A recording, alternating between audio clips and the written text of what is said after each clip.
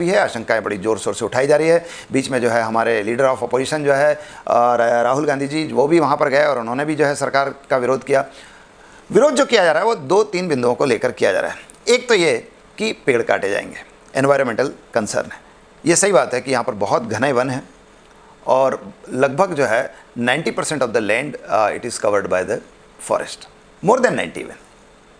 तो बहुत घने वन है और अगर आप 168 किलोमीटर के क्षेत्र को काटेंगे तो यहाँ पर क्षेत्र में अगर डेवलपमेंट करेंगे तो वन जो है कटेंगे।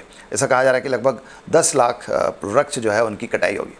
एक तो ये कंसर्न है, तो पर्यावरण को निश्चित रूप से नुकसान होगा। दूसरी चीज़ ये है कि जब वन कटेंगे तो वहाँ पर रहने वाले जो वन्य जीव है, उनका जो नेचुरल हैबिटेट है, उनका जो प्राकृतिक आवास है, वो भी नष्ट हो जाएगा। तो बायोडाइवर्सिटी के पॉइंट ऑफ व्यू से भी अच्छा नहीं है। लेकिन सबसे जो महत्वपूर्ण और जब सबसे ज़्यादा जो संवेदनशील चीज़ है यहाँ आपत्तियों में, वो है जनजातियाँ।